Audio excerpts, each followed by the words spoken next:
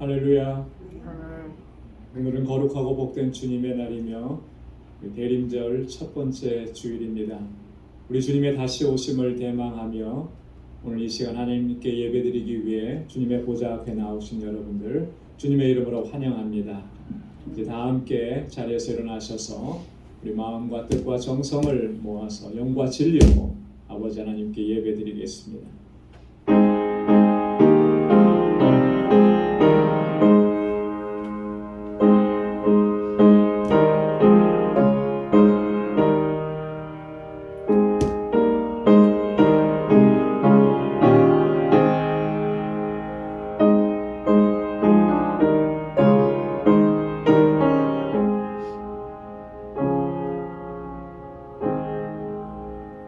할렐루야. 내 영혼아 여호와를 찬양하라.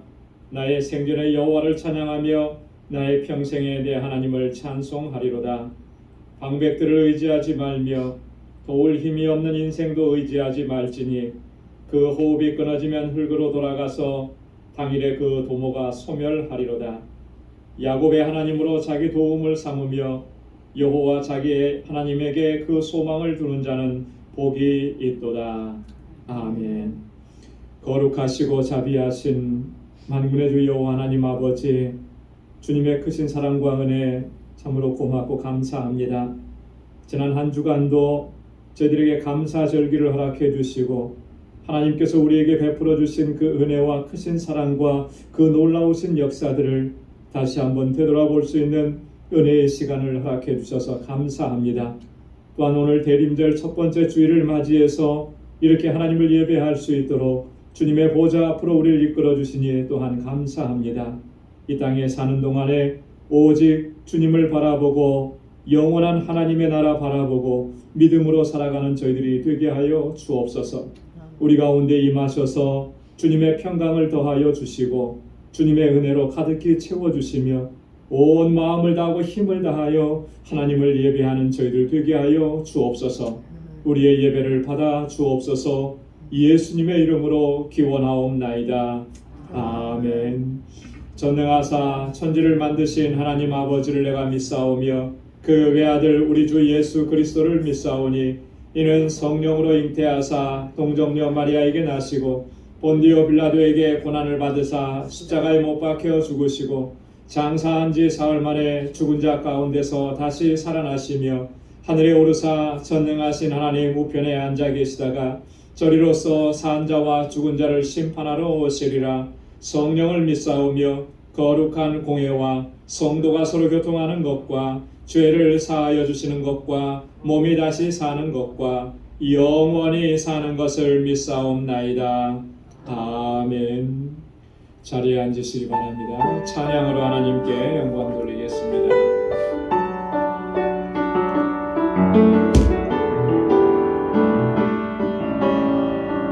주를 위한 이곳에 예배하는 자들 중에 주를 위한 이곳에 예배하는 자들 중에 그가 찾는 이 없어 주님께서 슬퍼하시네.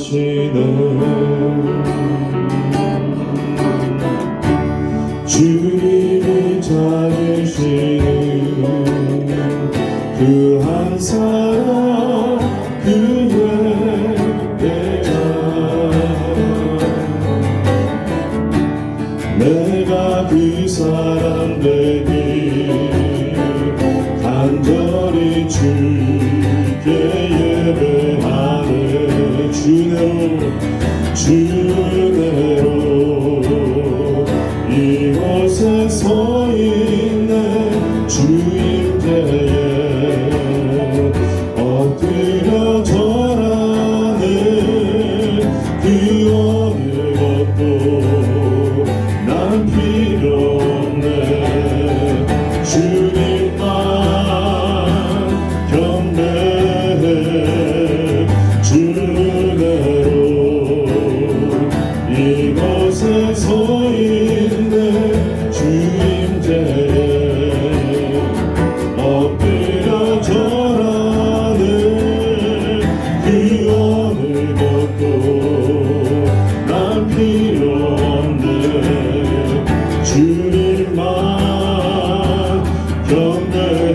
주내로 이곳을 주내로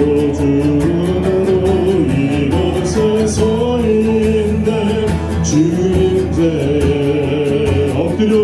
엎드려 절하는 그 어느 것도 난 필요 없네 주님만 경배해 주내로 이곳에 서 있네 주님께 엎드려 절하는 어느 곳 난 필요 없네 난 필요 없네 주님만 경배해 주내로 이곳을 주내로 이곳에 서 있네 주님께 엎드려 절하는 그 어느 것도 난 필요 없네 주님만 경배해 아멘 주내로 이곳에 서 있는 주님께 엎드려 절하는 어느 것도 난 필요 없네 주님만 경배해 하나님의 은혜로 하나님의 은혜로 있음에 없는 자 왜 구속하여 주는지 난 알 수 없도다 내가 믿고 또 잡은 내가 믿고 또 의지하는 내 모든 형편 잘하는 주님 늘 돌봐주실 것을 나는 확실히 아네 왜 내게 구세 믿음과 또 복을 주셔서 내 맘이 항상 편한지 난 알 수 없도다 내가 믿고 또 의지하는 내 모든 형편 잘하는 주님 늘 돌봐주실 것을 나를 확실히 아네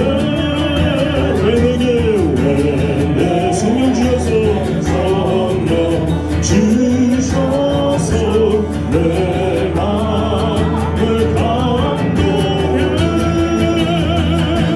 주 예수님께 하는지 난 알 수 없도다 내가 믿고 또 의지하는 내 모든 형편 잘하는 주님 늘 돌봐주실 것을 나를 확실히 아네 주 언제 말씀하실지 밤에 온낮에 오 주님 만나 그것도 나랄 수 없도다 내가 믿고 또 의지하는 내 모든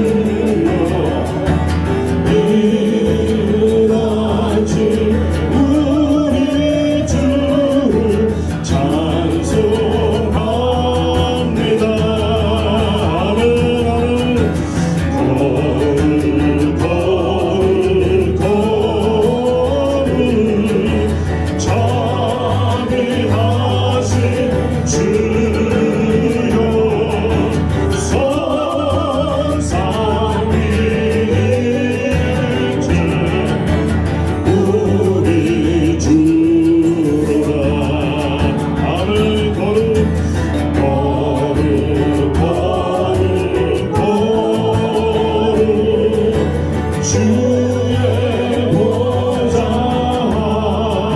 앞에 모든 성도 멸류관을 벗어드리네. 아멘. 천군 천사 모두 주께 굴복하니 영원히 위에 계신 주로다. 아멘. 거룩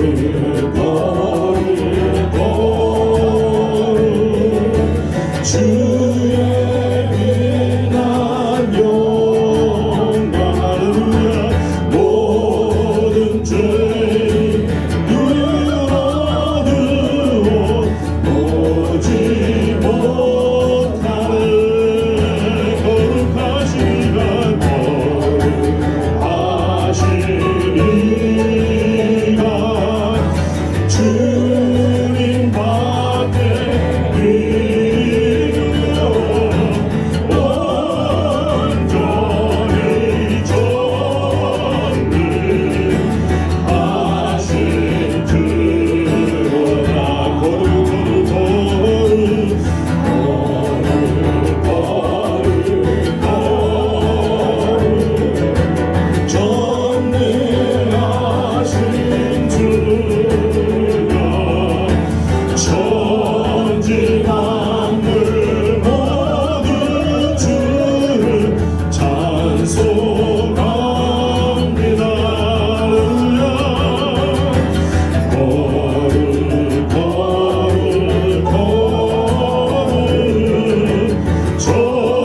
전능하신 주여 성삼위일체 우리 주로다.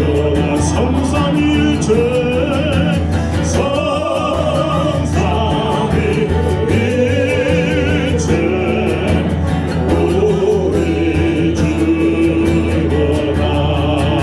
아멘.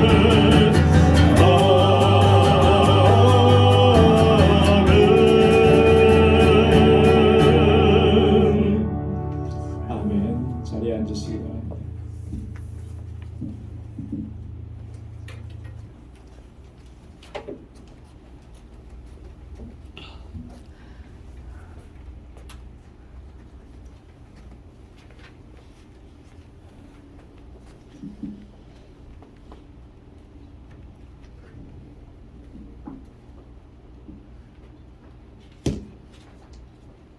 거룩하신 하나님의 아버지, 오늘은 주의 날입니다. 비록 적게 모였지만 이 자리에 하나님께서 유지해 주시고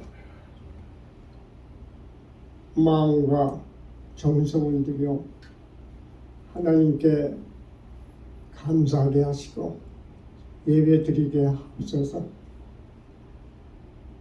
구원의 해보다도 덥고 긴 여름이 지나면서 코비드-19로 인해서 더욱 힘든 나날을 보내왔습니다.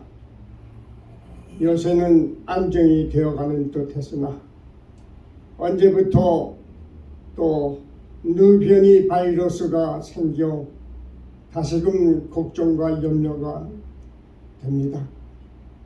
아프리카에서 생긴 뉴 바이러스가 더 이상 활동을 못하도록 하나님께서 막아 주시옵소서. 우리 모두들은 상처 입은 인생들입니다. 하나님의 무한하신 긍휼이 필요합니다. 주여 우리를 긍휼히 여기시고 화평케 하옵소서. 오늘부터 대림절이 시작됩니다. 영원토록 영광을 받으실 하나님 어둠의 이 땅에 주님이 친히 오심을 찬양을 드립니다. 주님은 병든 자와 외롭고 술전한 자들에게 기쁜 소식이 되게 하시며 새 소망 가운데 살아가도록 저희들을 인도하게 해주시니 감사합니다. 가을은 청고마비의 계절이라고 하였습니다. 결실의 계절을 우리들이 삶이 풍요롭게 하시고 참 열매가 맺게 하게 하시니 감사를 드립니다. 이것에 감사하는 것에 축복이 있습니다. 지금까지 저희들에게 사랑과 은총으로 베푸시고 모두가 하나님의 위대하신 역사이었음을 감사드립니다. 하나님, 지금부터는 어린애와 같은 신앙생활에 머물지 아니하고 성숙한 신앙인으로서 하나님의 기쁘시게 해드리는 영태가 되게 하여 주시옵소서. 지금은 가장 소중한 시간입니다. 그 중요성을 인식하지 못하고 살아가는 우리가 아닌가 생각합니다. 나는 무엇을 위해 살았는지 금년도 한 달밖에 남지 않았습니다. 어떻게 사는 것이 하나님 앞에 합한 자가 될 수 있는지 한 번쯤 생각해 보게 하시고 우리가 주의 나라와 의를 위하여 살아가게 도와주시옵소서.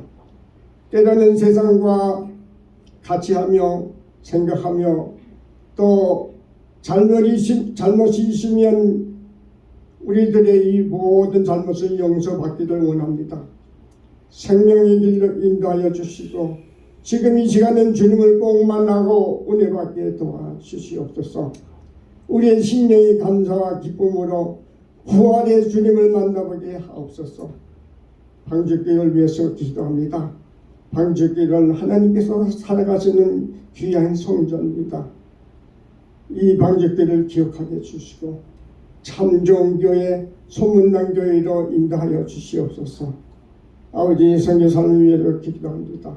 멕시코 알라메다 방주교회와 선교사님의 건강을 지켜주시고 선교의 열매가 나타나게 하옵소서. 아버지, 목사님 건강을 지켜주시고 말씀의 영감을 더하여 주시고 오늘의 말씀, 성령이 역사하는 말씀으로 밝은 빛이 되게 하시며 감사와 기쁨으로 넘치는 시간으로 인도하여 주시옵소서. 우리 장로님들 주님께서 기억하여 주시고 비록 적은 숫자지만 그러나 마음과 정성을 다하여 하나님의 몸된 교회를 위하여 애쓰시는 장로님 아버지께서 축복하여 주시고 생활과 모든 면에 있어서 어려움이 없게 하나님께서 책임져 주시옵소서. 모든 것 주님께 감사하고 예수님 이름 받들고 기도하였습니다. 아멘.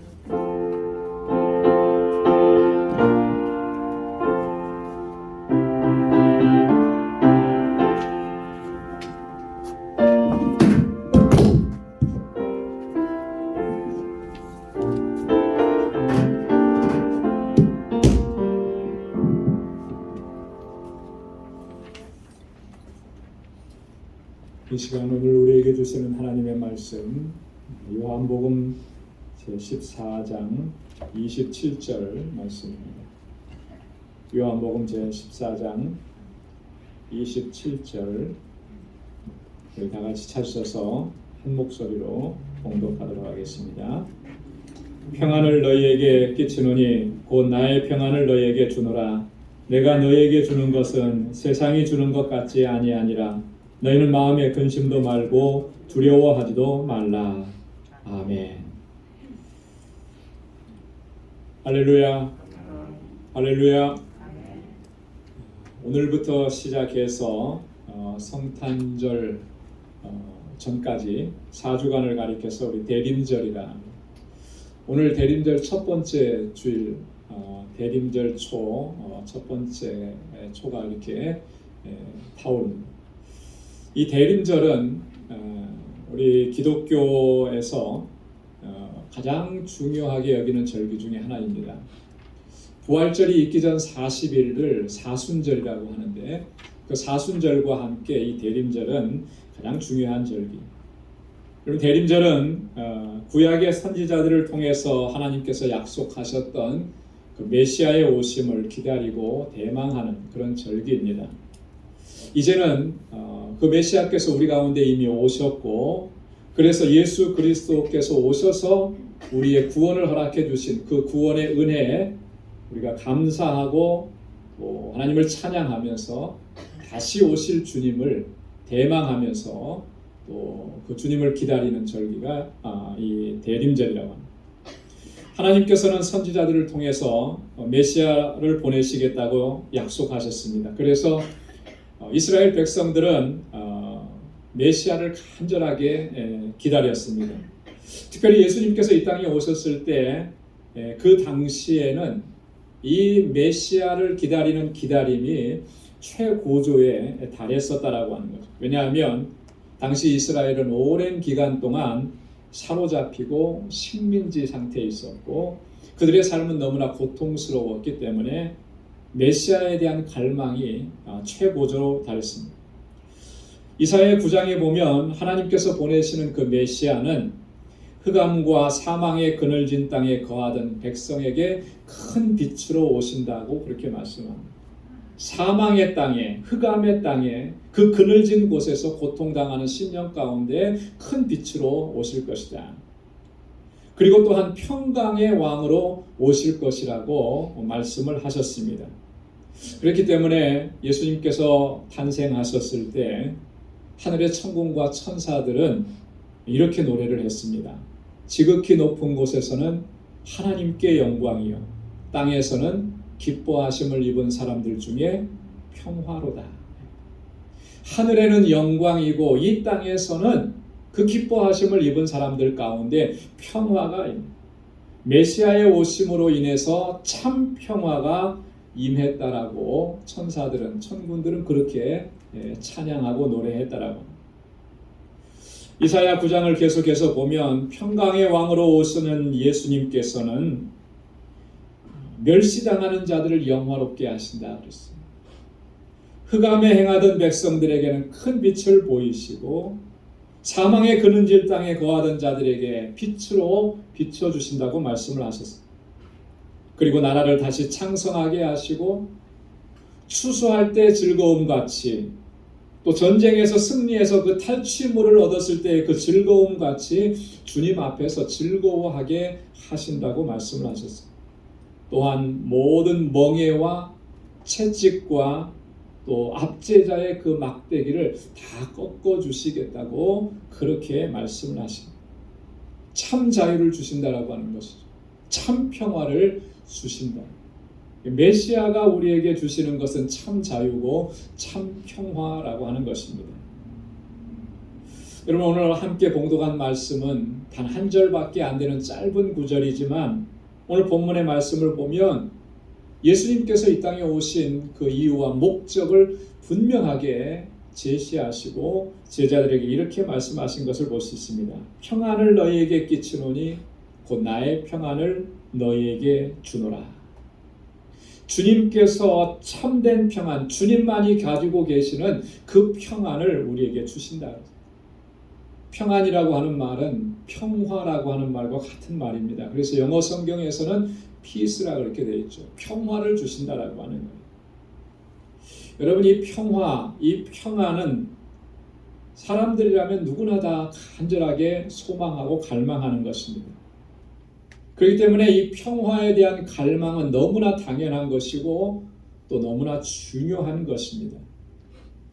여러분, 어떤 삶이 가장 행복한 삶이겠습니까? 그 두말할 것도 없이 가장 행복한 삶은 평안을 누리는 삶이랍니다. 평안은요. 여러분, 돈이 아무리 많고 힘과 권세가 아무리 막강해도 그 심령이 평안을 누리지 못한다면 그러한 삶을 결코 평안한 삶이라, 평화의 삶이라, 행복한 삶이라 이렇게 얘기할 수가 없을 거예요. 그렇기 때문에 솔로몬은 전도서 2장 24절에서 이렇게 얘기했습니다. 사람이 먹고 마시며 수고하는 가운데 심령으로 낙을 누리게 하는 것보다 나은 것이 없나니. 여러분, 먹고 마시는 거 그 중요하지만 그러나 그 심령의 낙을 누리지 못하면, 기쁨을 누리지 못하면, 평강을 누리지 못하면 그게 무슨 의미가 있겠느냐라고 하는 거예요. 재물도 막강한 권세도 권력도 아무런 의미가 없는 거예요. 이 10년 가운데 평안함이 없으면, 여러분 우리나라 조선시대에 가장 포악한 폭력적인 왕 하면 누구를 꼽을 수 있을까요? 연산군이죠. 이 연산군은 이스라엘 역사에 보면 남왕국 유다의 므낫세 같은 왕이고 북왕국 이스라엘의 아합과 같은 그런 왕입니다. 정말 폭력적이고 무자비하고, 물론 연산군이 처음부터 그랬던 건 아니죠. 후반부로 가면 갈수록 연산군은 그런 폭력적인 정치를 했는데, 여러분 이 연산군이 그렇게 한 것은 왜 그랬냐면 그 마음이 늘 불안했기 때문에, 자기 위치에 대한 불안. 세상의 것 모든 것 다 가졌잖아요.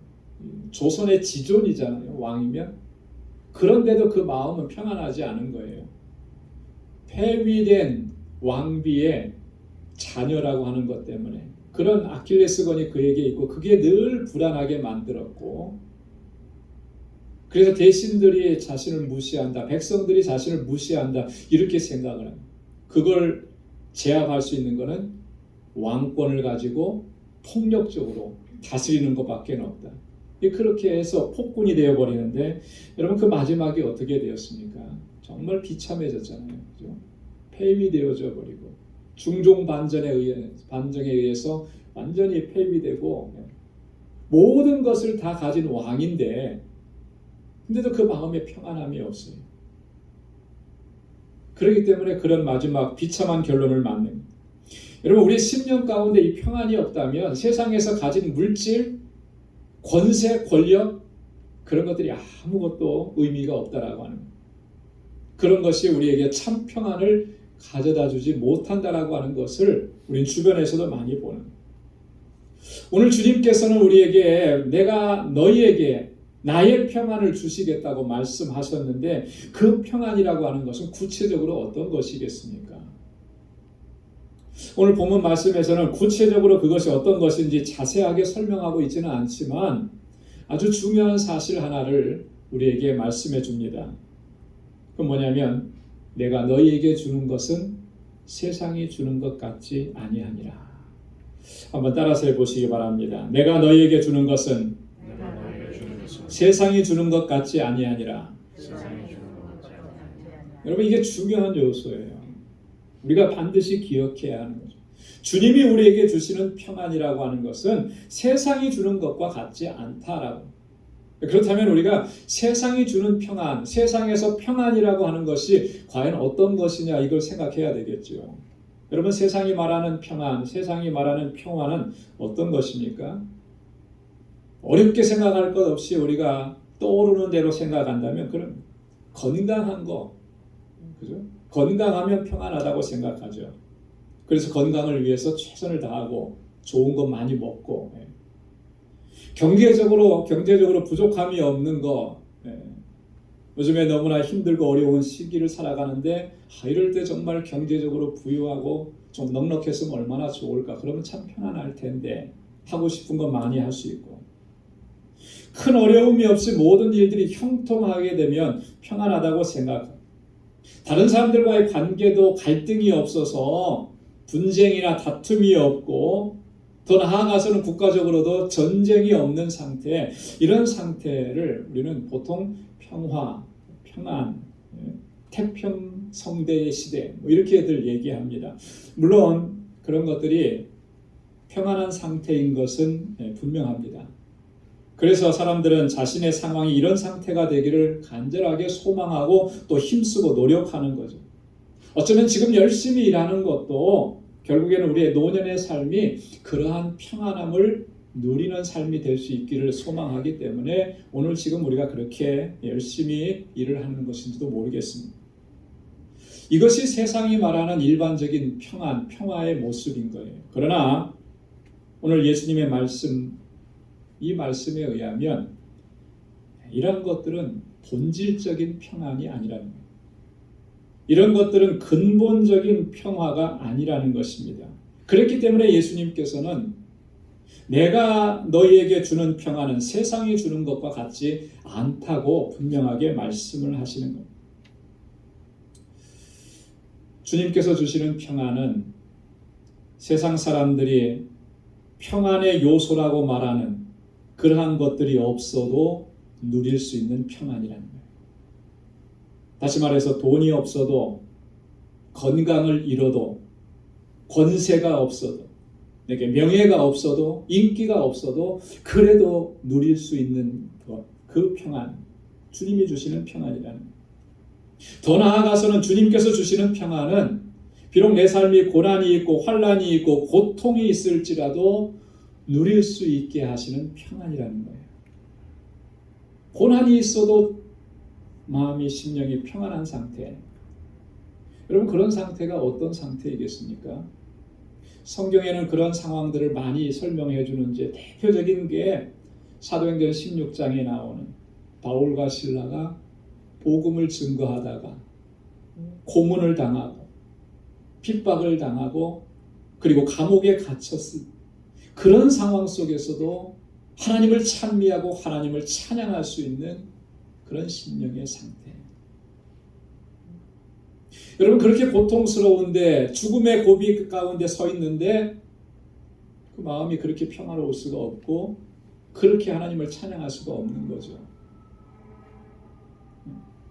그런 상황 속에서도 누릴 수 있는 평안, 그것이 바로 주님께서 주시는 평안이에요. 이 주님이 주시는 평안을 우리가 소유하지 못하면 여러분, 그런 상황 속에서 10중 8구는 다 절망하고 좌절하고 낙심하고 하나님을 향해서 원망할 수밖에 없을 것입니다. 그러나 주님께서 주시는 평안함이 있는 사람은 그런 상황 속에서 오히려 기뻐합니다. 감사합니다. 하나님을 찬양할 수 있는 거예요. 그렇기 때문에 세상 사람들은 참된 그리스도인들이 누리는 그 평안을 알 수도 없고 이해할 수도 없는 거예요. 저렇게 고통스러운 상황인데 어떻게 저렇게 평안할 수 있을까? 이해할 수가 없죠. 그러나 그것을 누리는 사람은 이해합니다. 주님께서 나에게 평안을 주셨기 때문에. 주님께서 주시는 이 평안이 있어야 진정으로 행복한 삶이라고 말할 수 있는 거예요. 주님이 주시는 평안함이 없다면, 주님이 주시는 그 평안을 우리가 누리지 못하고 있다면 우리는 결코 진정한 행복을 누리고 있다고 말할 수가 없는 것입니다. 여러분, 그러면 주님께서 주시는 그 평안은 어떤 평안인 것입니까? 그게 도대체 어떤 평안이기에 오늘 우리가 그런 고난과 환난과 큰 고통 가운데에서도 평안함을 누릴 수가 있느냐라고 하는 것이죠. 여러분, 주님께서 주시는 이 평안은 우리를 죄와 사망 가운데에서 구원하시는 그 구속의 은혜를 통해서 주시는 평안이라고 하는 것입니다. 다시 말해서 예수 그리스도의 십자가 구속의 사건으로 말미암아 죄와 사망 가운데서 구원을 얻은 사람들만이 누릴 수 있는 그런 평안이에요. 그렇기 때문에 이 구원의 은혜를 입지 못하면 참 평안도 누릴 수가 없다라고 하는 것이죠. 여러분, 사람은 어떻습니까? 모든 인간은 다 죄악 가운데서 출생해요. 아담과 하와가 하나님 앞에 범죄하고 타락한 이후로 모든 인류는 한 사람도 없이 다 죄악 가운데서 죄인으로 태어나는 것입니다. 그래서 지난 수요일에도 말씀을 나눈 것처럼 의인은 없나니 하나도 없다라고. 로마서 6장 23절에 보면 의인이 아니고 죄인인 상태로 있게 되면 그 마지막은 뭐라 그랬냐면 사망이라고 그랬습니다. 죄의 삭은 사망이라고. 여러분, 그 마지막 인생이 이렇게 사망이고 파멸이고 멸망인 상태, 그런 상태에서는 참 평안을 누릴 수가 없는 거예요.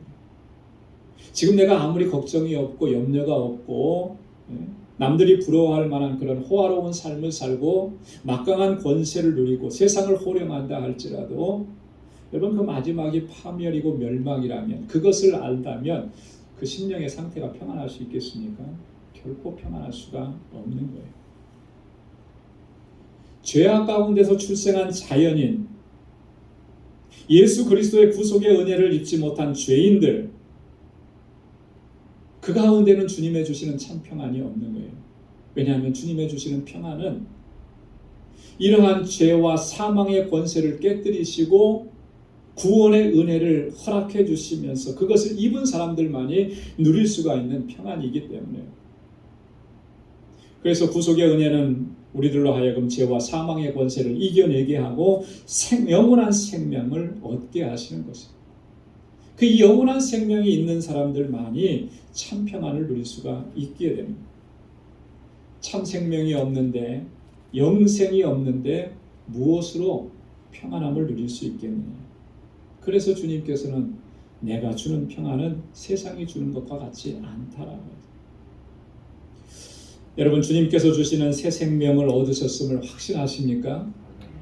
그렇다면 우리는 또한 이 땅에 사는 동안에 주님께서 주시는 참 평안도 누릴 수 있어야 할 줄로 믿습니다. 참 평안. 주님께서 말씀하십니다. 내가 너희에게 평안을 주노라. 그런데 이어서 또 뭐라고 말씀하시냐면 너희는 마음에 근심도 말고 두려워하지 말라. 그렇게 권고하십니다. 주님의 주시는 참 평안이 우리 안에 있기에 너희는 근심하거나 염려하거나 걱정하지 말라는 거예요. 주님의 주시는 그 평안이 이런 모든 근심과 염려와 두려움과 걱정을 물리치고 넉넉히 세상을 이기고 승리하는 삶을 살아갈 수 있게 그렇게 인도하신다라고 하는 말씀인 거예요. 예수님께서 지금 이 말씀을 하실 때 제자들 앞에서 하신 말씀인데 왜 제자들 앞에 이런 말씀을 하셨겠습니까?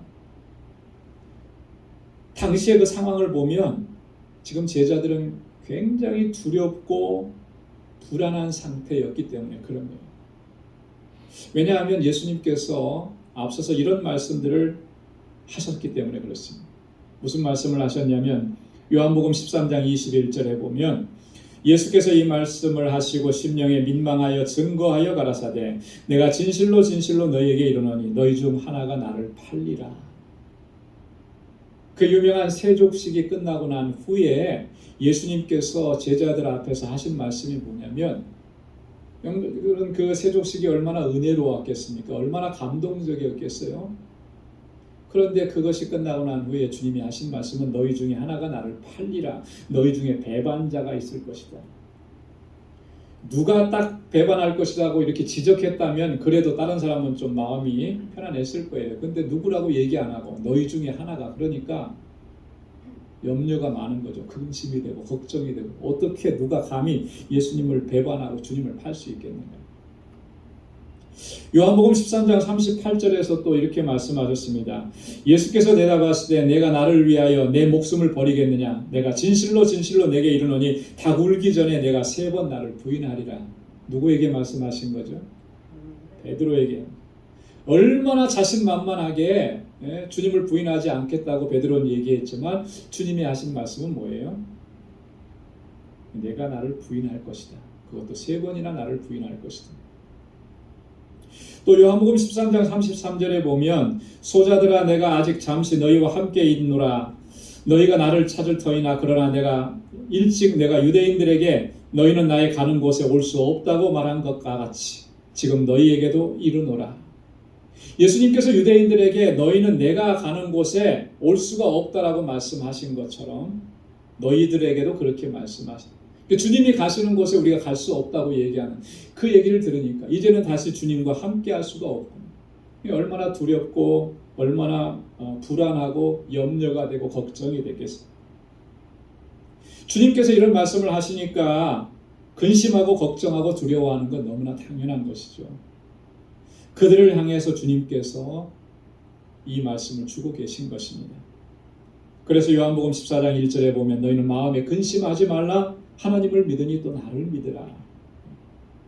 또 오늘 본문에서도 너희는 마음에 근심도 말고 두려워하지 말라. 왜 근심하지 말고 왜 두려워하지 말라? 내가 너희에게 참 평안을 주니까. 너희 안에 이 평안이 있으면 너희는 그런 것 때문에 염려하거나 근심하거나 두려워할 필요가 없다라고.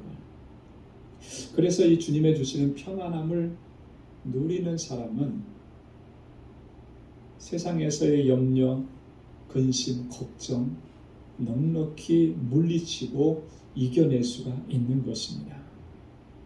우리를 두렵게 하는 것들이 얼마나 크고 얼마나 위협적이든지 간에 그것이 문제가 되지 않는다라고 하는 거예요.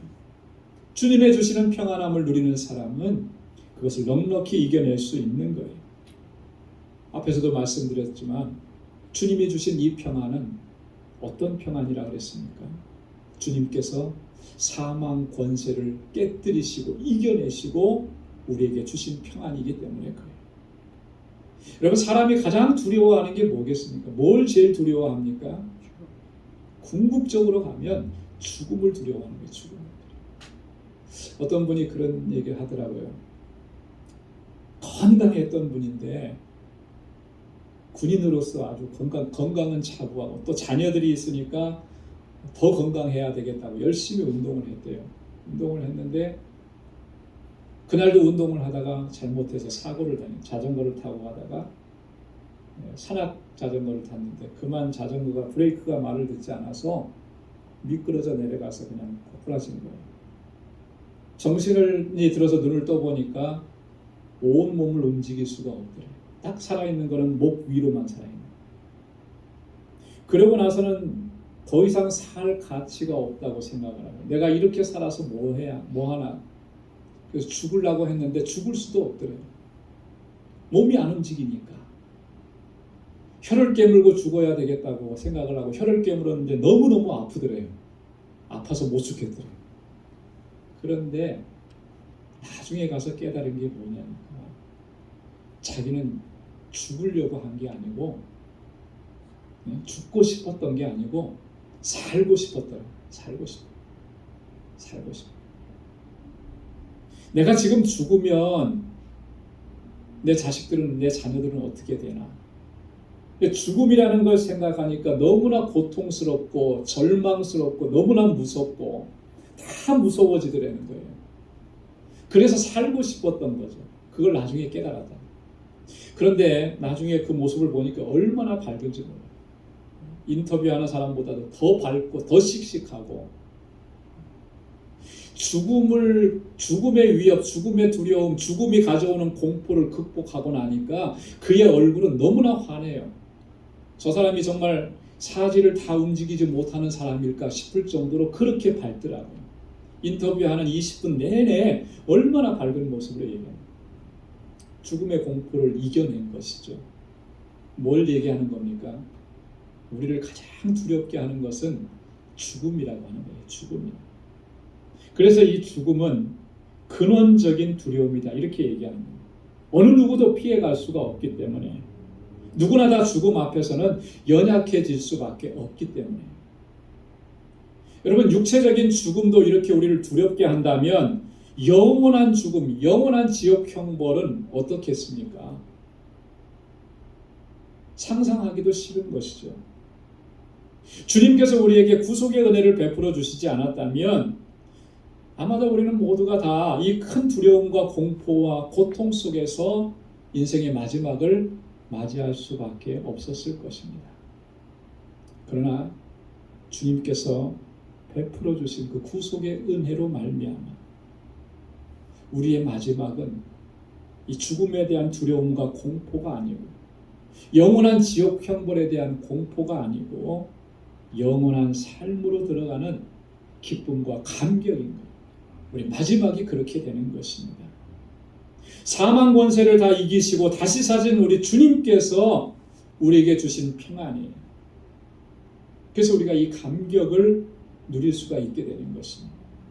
부활하신 주님으로 말미암아서 이제 우리는 더 이상 그 어떠한 것도 근심하거나 두려워하지 않게 하시는 그 평안이라는 것입니다. 여러분, 이 평안을 주님께서 우리에게 주셨다고 말씀합니다. 이미 우리에게 주신 거예요. 이미 우리에게 주셨습니다. 그런데 우리가 그것을 누리지 못해요. 그것을 누리지 못한다라고 하는 것은 굉장히 심각한 것입니다. 왜냐하면 내 마음이 평안하지 않은 것, 그것이 문제가 아니고 그거는 근원적으로 타고 올라가면 구속의 은혜로 말미암아 주신 평안함인데 그럼 내가 받은 이 구속의 은혜, 내가 받은 이 구원의 기쁨과 감격에 심각한 문제가 있지 않느냐라고 하는 것까지 생각할 수가 있습니다. 주님께서 우리에게 주신 그 구속의 은혜, 죄와 사망으로 영원히 멸망당할 수밖에 없는 이러한 상황 가운데 있는 우리들을 주님께서 사망 권세 깨뜨리시고 다시 살아나시고 부활하시고 승리하셔서 우리에게 주신 이 평안이라고 하는 것입니다. 그 평안이 저와 여러분들에게 함께 하시기를 바랍니다. 이 평안이 있는 사람은, 이 평안을 누리는 사람은 우리가 비록 세상에서 어떠한 어려움을 당하더라도, 심지어는 내가 죽음의 위협 앞에 직면해 있다 할지라도 결코 흔들리지 아니하는 바울과 실라가 그 감옥 속에서도 기쁨으로 하나님을 찬양했던 거죠. 다윗이 고백하면서 내가 사망의 음침한 골짜기로 다닐지라도 그 해를 두려워하지 않는 것처럼 그런 평안함을 누리게 하시는 그 은혜가 저와 여러분들에게 항상 함께 하시기를 주님의 이름으로 축원합니다. 기도하겠습니다. 하나님 아버지, 참으로 고맙고 감사합니다. 저희들을 죄와 사망 가운데에서 건져내시고 우리에게 영원한 생명을 허락해 주시고 세상이 줄 수 없는 참 평안을 허락해 주셔서 이 세상을 넉넉히 이기고 믿음으로 승리하는 삶을 살게 하시며 우리의 이 땅에서의 마지막이 절망과 좌절과 공포가 아니라 영원한 하나님의 나라의 기쁨과 소망으로 가득한 마지막이 될 수 있도록 우리 가운데 은혜 주셔서 감사합니다. 오 하나님 아버지, 주님의 주시는 평안을 누리고 넉넉히 세상을 이기고 믿음으로 승리하며 늘 기쁨으로 하나님을 찬양하고 주님께 영광 돌리는 우리 방주의 권속들이 다 되게 하여 주옵소서. 예수님의 이름으로 기도드리옵나이다. 아멘. 우리 찬송 473장 부르시면서 준비하신 예물을 주님께 드리겠습니다.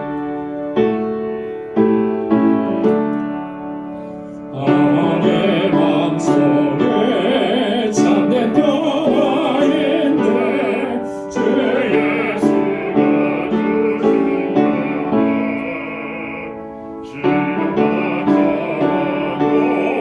흔들리지 않아 나의 하나의 평안아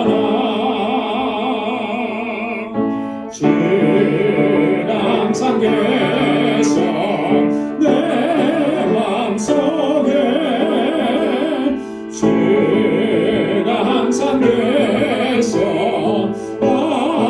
기쁘다 주 나의 맘에 계셔 외로워하시네 어찌 내가 주를 떠나 살까 이 귀한 평화 내가 받고 보니 모든 슬픔 사라지고 맘에 기쁨 넘쳐 주를 찬양하네 평화의 임금 예수 주는 항상 계셔 내 맘속에 주는 항상 계셔 기쁘다 주 나의 맘에 계셔 외로워하시네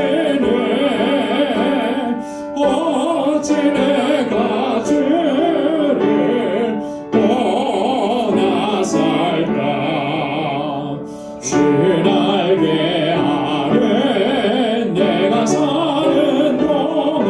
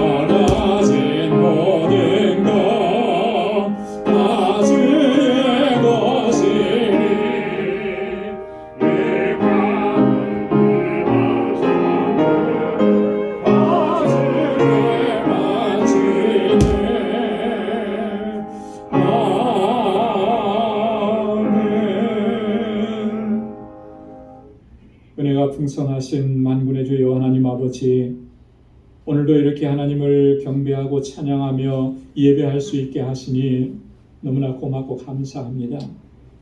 나에게 베풀어 주신 하나님의 그 사랑과 은총이 얼마나 크고 놀라운지요, 다 헤아릴 수가 없습니다. 나의 인생 지금까지 살아오는 동안에 하나님 귀한 역사 이루시고 놀라운 역사 이루시고 인도해 주심을 감사합니다. 이후의 모든 삶에도 주님 늘 동행해 주시고 주님의 주시는 평안을 누리게 하시고 이 땅에서 어떠한 고난과 환난과 역경이 있을지라도 넉넉히 이겨낼 수 있도록 우리를 인도해 주실 줄로 믿습니다. 하나님 아버지, 이 시간 주님의 은혜 감사해서 우리에게 허락해 주신 물질 하나님 구별하여 감사의 예물로 주님께 올립니다. 또한 하나님이 나의 주인이신 것을 고백하고 주님께 온전한 순종으로 나아가기로 결단하며 11조의 예물을 구별하여 주님께 올립니다. 땅끝까지 이르러 내 증인되라고 하신 주님의 명령을 기억하고 이 땅에 사는 동안에 오직 주님의 증인으로 살아가고 주의 사랑과 주의 복음을 증거하며 살겠노라고 결단하며 선교의 예물을 주께 올려드리고 주님의 몸된 교회를 위해 눈물로 기도하고 또 사랑으로 섬기는 그 귀한 마음으로 건축 예물을 올려드립니다. 내 이웃을 내 몸과 같이 사랑하라고 하신 주님의 뜻을 순종하기 위하여 구제의 예물로 주님께 올려드립니다. 하나님, 이 예물을 드리는 우리 방주의 권속들의 그 심령을 우리 하나님 귀하게 받아 주옵소서.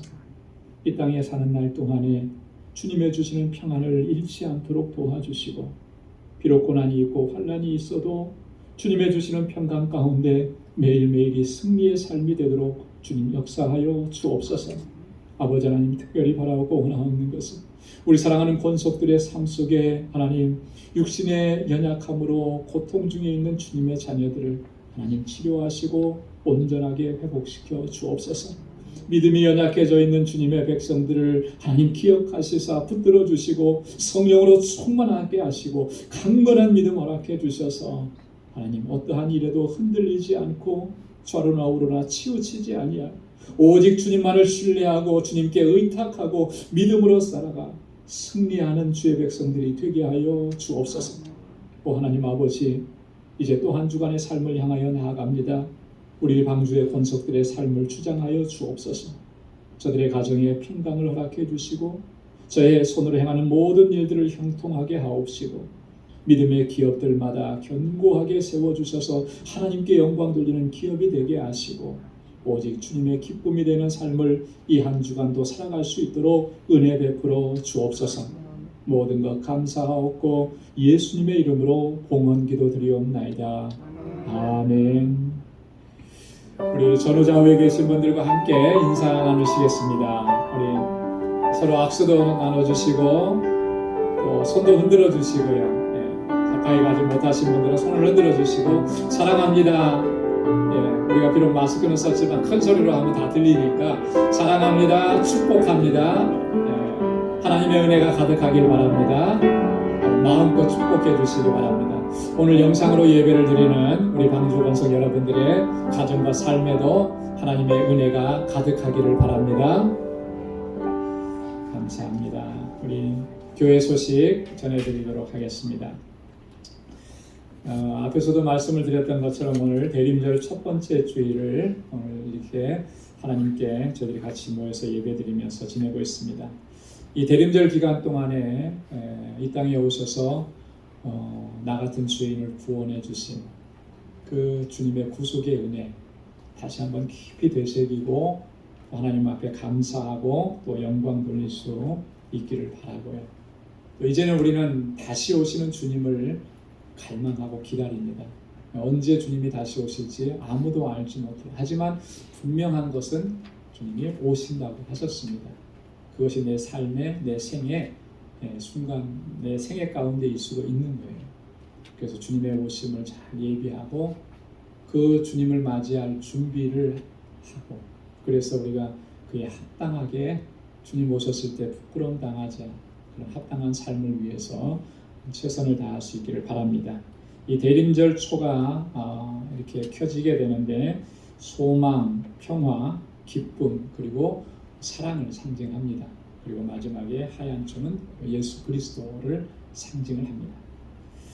2021년도 이제 한 달밖에 남지 않았습니다. 주일로서는 이제 4주밖에 남지 않았는데요.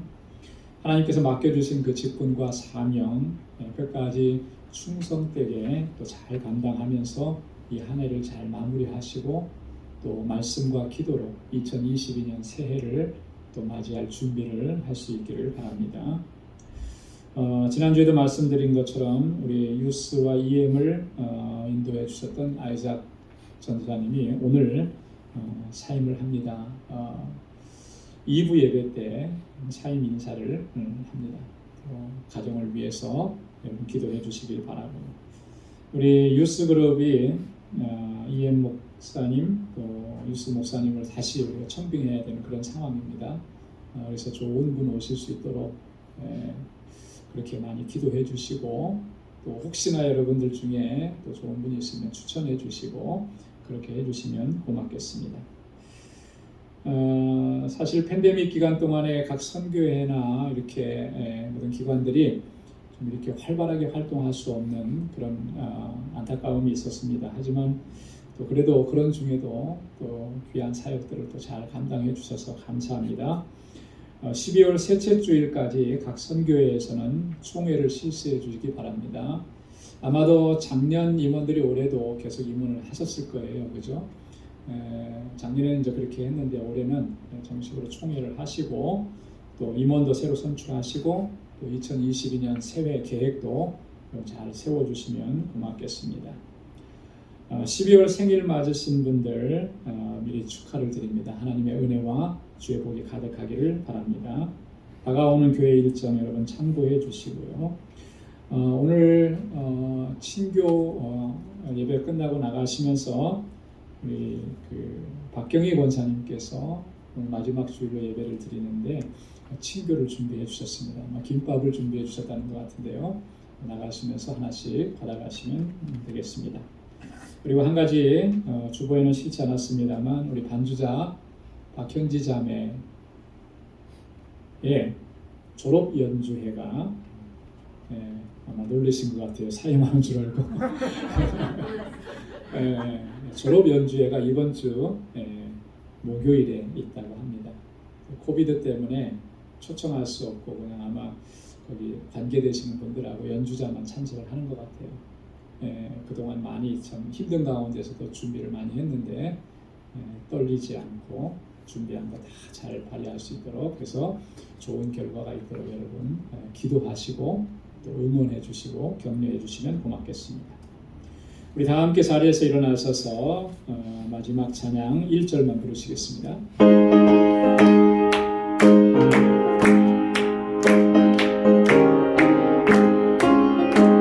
제사자들이여 어서 가서 어둠을 물리치고 주의 진리 모르는 백성에게 복음의 빛 비춰라.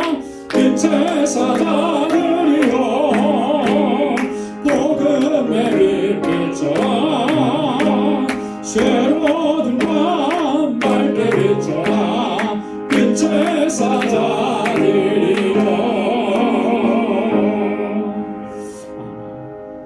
이제는 우리 주 예수 그리스도의 무한하신 은혜와 하나님 아버지의 크고 놀라우신 사랑과 성령의 위로 교통 충만하심의 역사가 주님의 주시는 평안을 누리며 이 땅에 사는 날 동안에도 어떠한 고난과 환난과 역경이 있을지라도 넉넉히 그 믿음으로 그 평안으로 이겨내고 승리의 삶을 살아가기로 결단하는 우리 방주의 모든 믿음의 권속들과 또 저들의 가정과 직장, 생업의 터전과 학업 위에 이제로부터 영원까지 함께 하시기를 간절히 축원하옵나이다. 아멘.